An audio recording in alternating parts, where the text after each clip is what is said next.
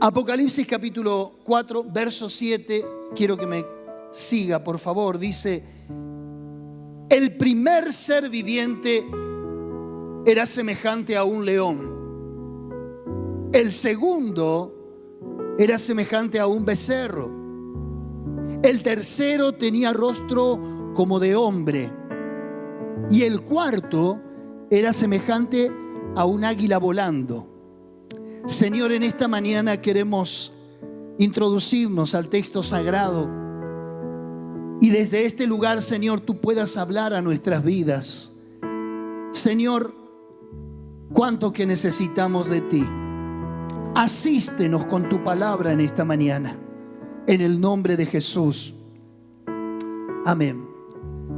Sí es cierto que cuando uno está frente a este libro, hay una infinidad de preguntas que uno tiene.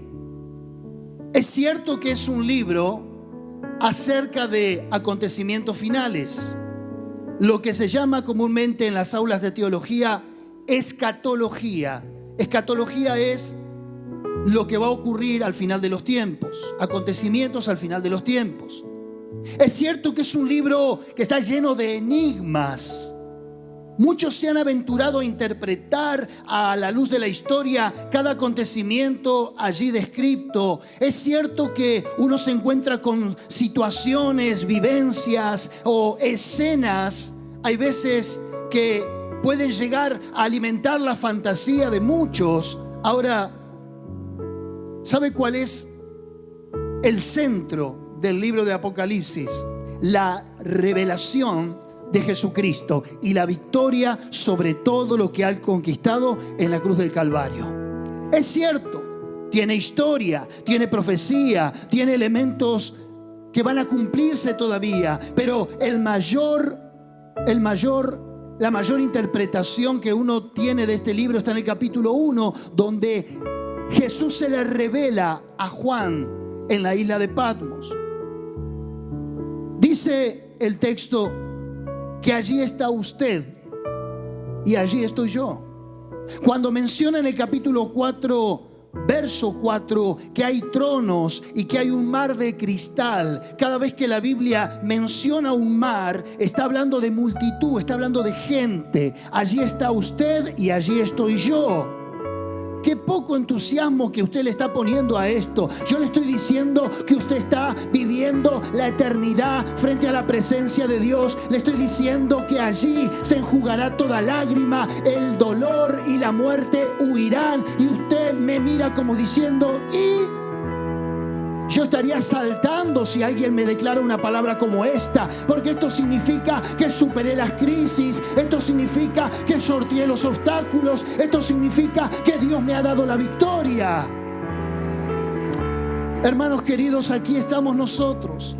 Y es cierto que cada ser viviente está representado en la persona de nuestro Señor Jesucristo. Dice que había uno que tenía el rostro como de león. Es un ser viviente que está delante de la presencia de Dios. Y usted sabe por la historia de Israel que él, procedente de la tribu de Judá, a la tribu se le llamaba la tribu del león, porque eran los primeros que iban a la batalla, eran los que rugían frente a sus enemigos. Pero también dice el texto que el segundo ser viviente tenía el rostro como de un becerro. Él fue aquel que describió Juan el Bautista: he aquí el Cordero de Dios que quita el pecado del mundo. Desde el Levítico, desde Éxodo hasta el año 70 después de Cristo, se chorrearon litros y litros y litros de sangre para alcanzar la expiación del pueblo delante de Dios. Pero dice la Biblia que vino uno que murió de una vez y para siempre, derramó su sangre para que usted sea limpio de todos sus pecados. El rostro como de becerro fue aquel hombre viviente, lo que describe Isaías 53, donde dice que él es el experimentado en quebranto, el varón de dolores. Pero también dice que hay un tercer ser viviente que tiene el rostro como de hombre. Fue lo descrito por los evangelios, Marcos, Lucas, Juan, Mateo, que lo vieron en la persona, en la humanidad. El Verbo se hizo carne y habitó entre nosotros. Pero también dice que el cuarto era semejante a un águila volando. Ya vamos a ir sobre cada una de estas figuras para descubrir la persona de nuestro Señor Jesucristo. Pero quiero que en esta mañana, por un minuto, se ubique conmigo en estos 4 rostros, porque son los 4 rostros de la iglesia. Mire a alguien que tenga al lado y dígale: son los 4 rostros de la iglesia. Y permítame en esta mañana describirlo a la luz de la historia de la iglesia. Hermanos queridos, la iglesia es lo más importante sobre la tierra para Dios. La iglesia es el domicilio de Dios en la tierra. La iglesia es la agencia de redención para los perdidos. La iglesia es la comunión de los santos. La iglesia es el pueblo de Dios. La iglesia es el real sacerdocio, la nación santa, el pueblo adquirido por Dios. ¿Dónde está la iglesia? El día que la iglesia no esté sobre la tierra, ¿qué será de la tierra? ¿Qué será de este lugar desierto, sin el brillo, sin la gloria de Dios sobre la tierra? Dice que el primer ser viviente era semejante a un león. Y permítame pararme aquí por un momento. La iglesia primitiva comenzó con el rostro como de león. ¿Por qué? Porque comenzó reinando. La iglesia del libro de los Hechos comenzó con fuerza, con fiereza, con impulso, con valentía. Lo vemos allí en el capítulo 1, luego de la crucifixión, cuando Jesús se le manifiesta a sus discípulos, los convoca, los lleva al monte de los olivos y allí desciende ante sus ojos. Los ángeles le dicen a los discípulos: así como le habéis visto ir, así vendrá por ustedes. En el capítulo 2 vemos cómo el Espíritu Santo desciende. La persona del Espíritu Santo desciende, los empodera a tal punto que salen de un culto como este hablando en lenguas extranjeras y dijeron: están llenos de mosto. Y Pedro dijo: no, esto es lo profetizado por Joel: en los postreros días derramaré mi espíritu sobre toda carne. Profetizarán vuestros hijos, vuestros ancianos soñarán sueños y vuestros jóvenes verán visiones. Estos son los días de Joel, estos son los días que describió Pedro. Pero en el capítulo 3 lo vemos bajo el efecto de ese poder, de esa unción, de esa fuerza, yendo a un hombre que les estaba pidiendo limosna y le dijeron: no tengo plata ni oro, pero lo que tengo te doy. En el nombre de Jesucristo, levántate y anda. ¿No será que la iglesia hoy necesita esa unción, necesita ese poder, necesita esa fiereza? Capítulo 4 de Hechos, los encierran a los apóstoles por predicar en el nombre de Jesús. Ellos dijeron: porque no hay otro nombre bajo el cielo dado a los hombres en quien podamos ser salvos. Y dice que los encerraron, los azotaron, y ellos tuvieron gozo por haber padecido como nuestro Señor Jesucristo. A ver cuántos cristianos hoy pueden padecer cuando viene la prueba, cuando viene la tribulación, cuando viene la crisis. Capítulo 5. Se presentan ante la persona del apóstol Pedro y le dicen: esto es lo que vamos a ofrendar porque hemos vendido una propiedad. Y el apóstol Pedro le dijo bajo una palabra de ciencia: no has mentido a los hombres, has mentido al Espíritu Santo. Y allí cayó Ananías, el primer juicio sobre la iglesia cristiana, para que vean el temor de Dios que a partir de esa generación iba a circundar sobre toda la iglesia. Capítulo 6 de Hechos, se levanta Esteban, un hombre lleno del poder y de la sabiduría de Dios, que es martirizado por el mensaje que les dio a los judíos de su época. Capítulo 7 continúa bajo una exposición extraordinaria del Antiguo Testamento Esteban, y le dice a los religiosos y circuncisos de corazón: tardos para oír. Y allí eso le costó toda una pedrada, que quedó sepultado bajo el martirio. Capítulo 8. Felipe, un simple diácono, es transportado de donde él estaba, de Jerusalén, al desierto de Gaza, para predicarle a una persona, al etíope. ¿Recuerda el episodio? Mire cuán importante era una persona para Dios, que es capaz de llevar un siervo que está siendo usado en un lugar, a un lugar desértico, para que por ese etíope todo el norte de África luego abrazara la fe cristiana. Capítulo 9, tenemos una conversión extraordinaria, la del apóstol Pablo, Saulo de Tarso, cuando es derribado del caballo y el Señor mismo le dice: dura cosa te es dar coces contra el aguijón. Y él le dijo: ¿qué quieres, Señor? Temblando y temeroso se levantó, ciego, entró a Damasco. Allí le impusieron las manos, allí lo bautizaron, allí se le encomendó la misión. Y todo el libro de los Hechos, el apóstol Pablo tiene un protagonismo histórico de la predicación de la palabra del Señor. Hermanos queridos, la iglesia empezó con el rostro como de león. Mirad de al lado y decirle: me parecía que tenía rostro de león. Capítulo 10. El apóstol Pedro recibe una visión estando en ayuno. Viene un ángel y le habla y lo lleva para la casa de Cornelio. Abren las puertas de la predicación a los gentiles por primera vez. Un romano se convierte y convierte toda su familia. Capítulo 11. Jacobo, el hermano de Juan, hijo de Zebedeo, el hermano del que escribió Apocalipsis, es muerto a espada y Pedro encarcelado. Pero dice que de noche la iglesia oraba por Pedro y que un ángel lo asistió, abrió las puertas, rompió las cadenas y lo dejó libre. Hermanos queridos, esos hombres vivían conectados con el cielo. Ellos no vivían en esta tierra. Ellos no vivían bajo la atmósfera terrenal. Ellos vivían conectados al cielo. Vivían en lo sobrenatural. ¿Qué nos pasó como iglesia? Pregúntale de al lado: ¿qué nos pasó? Capítulo 12, es liberado Pedro. Capítulo 13, iglesia de Antioquía, estaban ayunando y orando. Y el Espíritu dijo: apartadme a Saulo y a Bernabé para la obra que los he llamado. Y allí comienzan su primer viaje misionero. Capítulo 14, Pablo levanta un paralítico en Listra.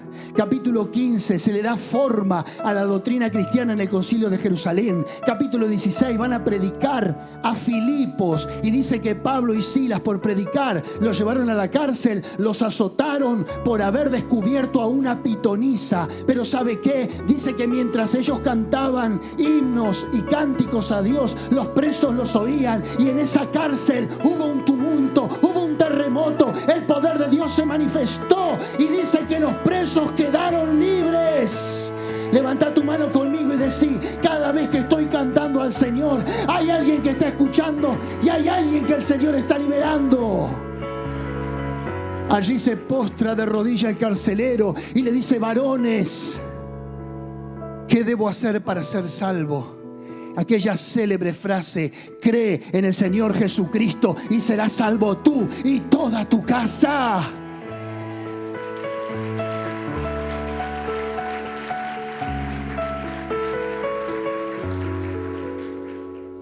Capítulo 17. Predican en Corinto, una de las ciudades más inmorales de aquella época.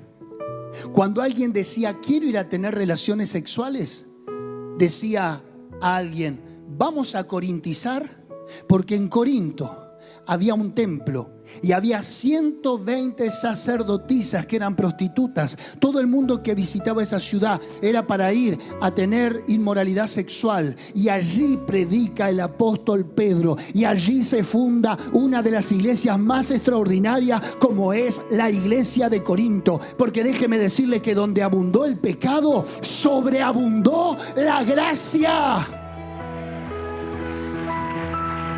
Capítulo 18. Pablo en Atenas.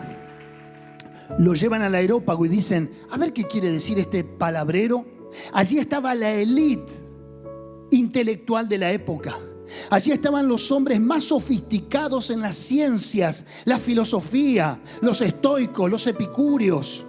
Sin embargo, él les habla de la revelación de Jesucristo. Él les habla de la cruz. Capítulo 19, visita a Éfeso y dice que era tan extraordinario el poder y la unción de Pablo que a los enfermos se les llevaban sus ropas, se los ponían y los espíritus inmundos salían y los enfermos eran sanados. ¿Cuántos quieren el Dios de Éfeso? ¿Cuántos quieren el Dios de Pablo? ¿Cuántos quieren esa experiencia poderosa? Hermanos queridos, Dios no se quedó encasillado en las páginas de este libro. Dios está hoy tan activo como lo fue en aquel tiempo. Hebreos capítulo 13 dice: Jesucristo es el mismo ayer, hoy y por los siglos. Capítulo 20. Capítulo 20. Dice la Biblia que allí están confirmando los ánimos de los discípulos. Capítulo 21, Pablo visita a Mileto, allí donde se despide de la iglesia. Capítulo 22, lo detienen a Pablo, y así sucesivamente hasta que en el capítulo 28 él llega a Roma, pero llega testificando la palabra del Señor ante las autoridades de aquel tiempo. La iglesia empezó con el rostro como de león. La iglesia empezó rugiente. La iglesia empezó con fiereza, con impulso, a tal punto que Pablo llegó a decir en el capítulo 15 de Romanos: desde Iconio hasta Ilírico lo he llenado todo del evangelio, y no quise predicar el evangelio donde Cristo ya haya sido anunciado, para no edificar en fundamento ajeno. Así que estaba buscando nuevos rumbos, nuevos horizontes. Tenía en mente viajar a España y predicar allí también. Hermanos queridos, no te quedes en un territorio pequeño, no te quedes en un lugar reducido. La palabra de Dios dice: ensancha el sitio de tu tienda, refuerza tus estacas, amplía tus habitaciones, porque te extenderás a la izquierda, a la derecha, y tu descendencia heredará naciones. Eso es lo que creyó Pablo, y así el Señor se lo concedió. Diga conmigo: quiero volver al rostro de león. Pero dice que el segundo ser viviente tenía rostro como de becerro. Del año 100 después de Cristo hasta el año 313 del calendario romano, la iglesia vivió el rostro de becerro. Sí, hermanos queridos, perdieron aquella autoridad, perdieron aquella fiereza, perdieron aquella sobrenaturalidad de Dios. Vivieron el rostro del becerro, vivieron el martirio. 12 emperadores romanos, en una persecución sistemática durante 3 siglos, persiguieron a la iglesia.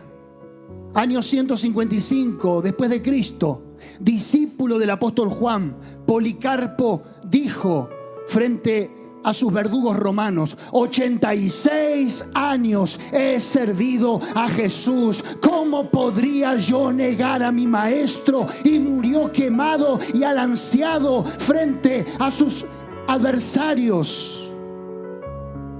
Persiguieron mujeres, persiguieron niños, alimentaron boca de leones. El viejo Ireneo dijo: dejadme sufrir en la boca de ese león, porque me convertiré en el trigo que luego verán el pan del cielo. Hermanos queridos, la iglesia del rostro de becerro fue la iglesia perseguida. ¿Cómo tendríamos que volver a leer aquellas crónicas de los mártires para ver cómo sufrían por su fe? El libro de John Foxe, un puritano del año 1600, se encargó de compilar todas las crónicas de los hombres y las mujeres que fueron y sufrieron el martirio de la era cristiana. Uno puede ver con qué valentía enfrentaban la persecución. Uno podía ver con qué valentía se enfrentaban a la adversidad de toda la maquinaria militar del Imperio Romano. Los perseguían por herejes, los perseguían por ateos, sí, porque decían: ¿cómo pueden tener un Dios y no pueden tener muchos dioses como nosotros? Ese era el pensamiento romano frente a los cristianos. Los persiguieron por decir que ellos practicaban la necrofilia, el culto a los muertos, por el solo hecho de convocarse y congregarse en las catacumbas, debajo de los cementerios subterráneos. Allí ellos se juntaban a adorar a Dios por la persecución. Allí compartían el pan y la copa. Y los acusaron también de canibalismo, porque cuando ellos decían que participaban de la sangre y del cuerpo de Jesús, decían: estos hombres no solamente son ateos, no solamente adoran a los muertos, la necrofilia, sino que también se comen a las personas. No había argumento más diabólico que ese. Y como si esto fuera poco, el cuarto elemento por los que los emperadores persiguieron a la iglesia, es decir, que ellos tenían relaciones los unos con los otros, por decir que se amaban con amor ágape los unos a los otros. Decía: bueno, entonces quiere decir que practican orgías donde se juntan. Toda esta sarta de mentiras y de sandeces, por eso fueron acusados. Por eso Jesús dijo en el Sermón del Monte: bienaventurados sois cuando digan toda clase de mal sobre vosotros mintiendo, porque así persiguieron a los profetas que fueron antes de vosotros.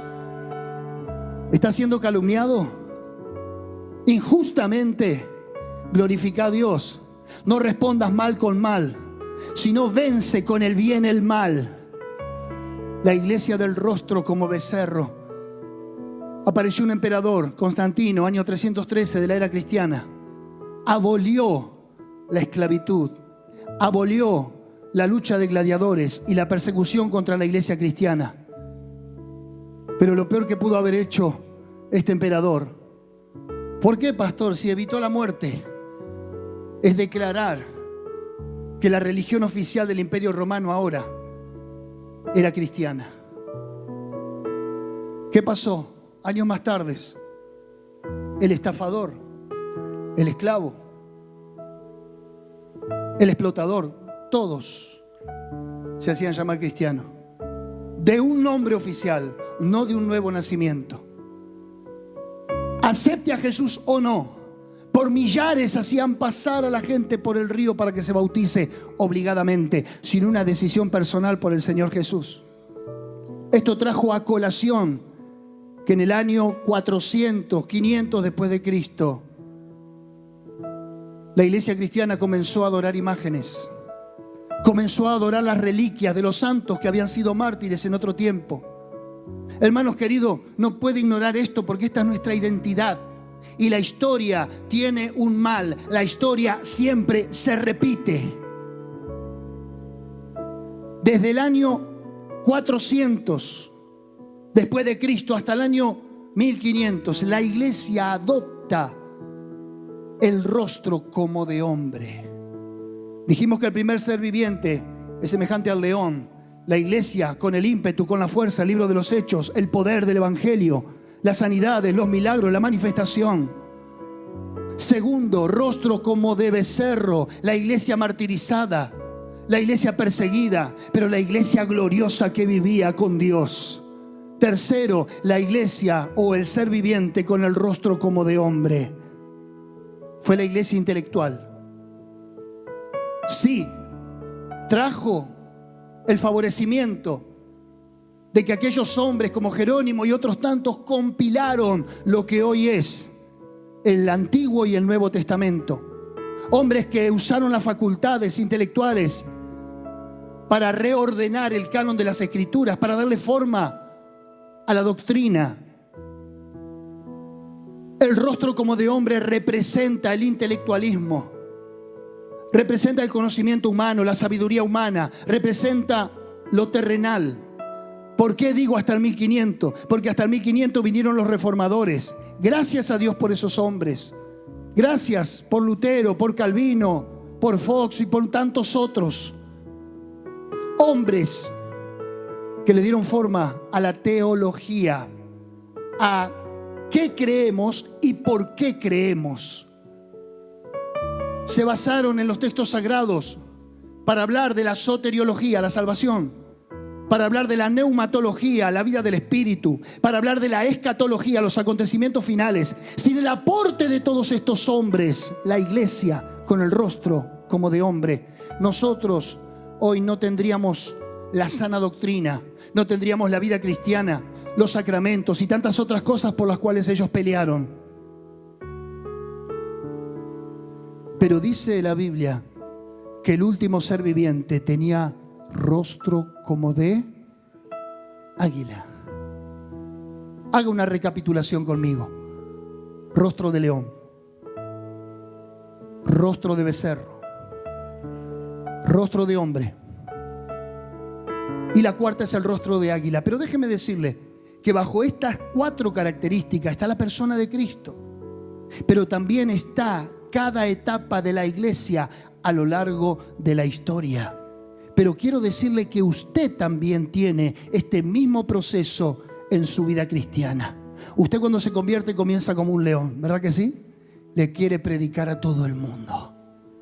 Está lo que no comparto mucho, pero que algunos le llaman el primer amor. Y usted está encendido y a usted no le importa nada. Usted viene a la iglesia y todo lo que el pastor le dice, usted dice amén. Usted obedece, usted ayuna, usted ora, usted trae gente, usted ofrenda, diezma, hace lo que sea porque usted tiene el rostro como de león. Pero después viene el tiempo de la persecución, el rostro de becerro, donde vienen las pruebas, donde Satanás ahora lo empieza a tener a usted como un blanco seguro para satearlo, para probarlo, todo permitido por Dios para que usted madure y dependa de Él. Nada se le escapa a este Dios soberano que tiene todo bajo control. ¿Cuántos dicen amén? Ninguna arma contra ti, forjada contra ti, prosperará. Y es cierto. Y también viene la época en su vida personal del rostro como de hombre, donde usted ya baja un poquito de ese fuego y de ese proceso de pruebas y de madurez, y usted comienza a racionalizar las cosas, las comienza a razonar, le quiere encontrar explicaciones a lo que no tiene explicaciones. Ahora comienza la época del cuestionamiento. ¿Y por qué esto? ¿Y por qué el otro? Y que se creen, y que aquí, y que de allá. Y le empieza a encontrar todos los por qué o para qué a la Biblia. Pero yo en esta mañana, humildemente, quiero hablarte del rostro como de águila. Me parece que no tanto amén. ¿Quiere ir a comer temprano? A ver. Dice que el cuarto ser viviente tenía el rostro como de águila. Yo le cité en pocos minutos parte de historia de la iglesia, que me llevaría días o meses de escribir detalle por detalle. Pero quiero hablarle de la iglesia de este tiempo. Quiero hablarle de la iglesia de los últimos tiempos. ¿Y por qué está catalogada dentro de los que estudiamos la Biblia que el rostro como de águila es la iglesia de los últimos tiempos? Porque es la iglesia que ha podido superar las otras etapas. Es la iglesia que ya no es terrenal. Es la iglesia que ahora es celestial. Bendito sea el Dios y Padre de nuestro Señor Jesucristo, que nos hizo sentar en los lugares celestiales con Cristo Jesús. No es la iglesia de la tierra, es la iglesia que vive en las esferas espirituales, en las esferas celestiales. Es la iglesia profética, es la iglesia que conquista, es la iglesia que ejerce dominio y jurisdicción. La iglesia como de águila. Quiero que vaya al libro de Deuteronomio, capítulo 32. En pocas palabras, déjeme describírselo. Dice así, capítulo 32 de Deuteronomio, verso 11. ¿Lo tiene? Dice: ¿cómo? Y ese cómo no es una palabra agregada solamente, es un símil, es una metáfora, es una verdad disfrazada, es un ejemplo que Dios utiliza para usted y para mí. Pero primero vamos con el ejemplo de Dios. Como el águila, ese es Dios, que excita su nidada, revolotea sobre sus pollos, extiende sus alas, los toma, los lleva sobre sus plumas. Está descubierto en el libro de Éxodo que Dios se manifestó como un águila cuando saca, después de 430 30 años el pueblo de Israel de los egipcios. Los saca como águila cuando abre el mar rojo. Así se le manifiesta a Moisés. Pero no solamente se quedó bajo esa figura, dice que como el águila que excita su nidada. Y la palabra excitar no tiene una connotación sexual. No estoy hablando de una excitación hormonal. Estoy hablando de una excitación en el sentido de una provocación. Una excitación en el sentido de un entusiasmo que Él quiere arrancar de adentro tuyo. Una pasión como la que Él tiene hacia tu vida. Como el águila excita su nidada. ¿En qué sentido? Te lo voy a poner en forma gráfica. Mamá águila extiende sus plumas y sus alas en el firmamento. Allá en lo encumbrado de la peña, allí arriba donde nadie puede tocar sus huevos o sus polluelos. Allí arriba ella se remonta en el firmamento, abriendo sus esplendorosas alas, y vuela sobre ellos para que ellos la miren. Puede ver a Dios así, en todo el esplendor. El hermano citó: los cielos cuentan la gloria de Dios y el firmamento anuncia la obra de sus manos. Tu mente es así chiquitita, y la mente y la creación de Dios va más allá de nuestra comprensión. Oh, insondable los caminos del Señor, dijo el apóstol Pablo en 1 Corintios.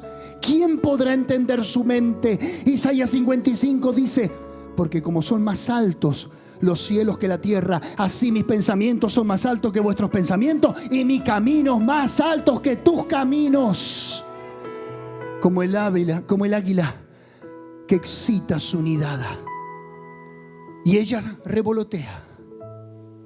Y ella se muestra en una exposición física y natural. ¿Y qué hacen los pollos? Mire para arriba con cara de pollo, a ver. La miran. Y hay un lenguaje implícito aquí. ¿En qué sentido? En que ellos tienen su misma genética. Responden a un patrón de ADN igual que su mamá. Y ellos se están preguntando: ¿para qué las plumas? Y mamá le muestra lo que hace con las plumas. Y dice que luego de excitarlos y de hacer esa demostración de aeromodelismo virtual en el cielo, esos pollos quieren hacer lo mismo, pero no pueden. Porque a menos que la mamá águila los tome con sus garras y vaya más alto de lo que ellos están acostumbrados al nido y los arroje al vacío, ellos nunca aprenderán. Así que el águila los toma con sus garras y los suelta. Y no te queda otra que... Y allí empieza la práctica. Allá empieza el ensayo. Pero como ve que un ala está más desarrollada que otra, ella misma va y los toma con sus plumas y lo vuelve a llevar al nido. Repetitivamente, todos los días hace ese ejercicio, hasta que al fin y al cabo algún día volarán por sus propios medios. Hay un águila que voló y que excitó su nidada. Y es la cruz, es el evangelio de nuestro Señor Jesucristo. Él se levantó allí en el madero para decirte: acá estoy yo en tu lugar, en tu lugar, en tu lugar, en tu lugar. Por estas llagas, por esta sangre fuisteis vosotros curados. Dice la Biblia, anulando el acta de los decretos que nos era contraria, perdonando todos nuestros pecados. Dice la Biblia que triunfó sobre los principados y las potestades, los hizo y los exhibió públicamente, triunfando sobre ellos en la cruz.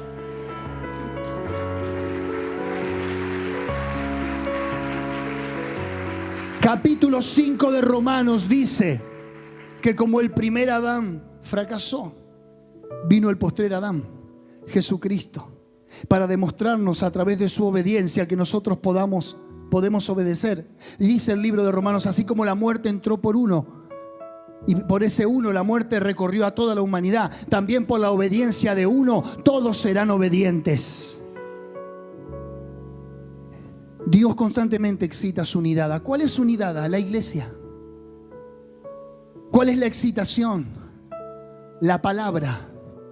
La palabra de Dios es la que tiene este lenguaje que yo te estoy comunicando. Es la única que tiene una palabra positiva. Dice Pablo en el capítulo 1 de 2 de Corintios: todas las promesas de Dios son en él sí y amén. Toda la palabra te va a hablar. Decidle al justo que le irá bien. La palabra que suelto de mi boca nunca vuelve vacía, sino que hará aquello para lo cual la envié. Diga al débil, fuerte soy. Y así toda la palabra de Dios constantemente te está excitando y te está diciendo que se puede, que lo vas a lograr. Todo lo puedo en Cristo que me fortalece.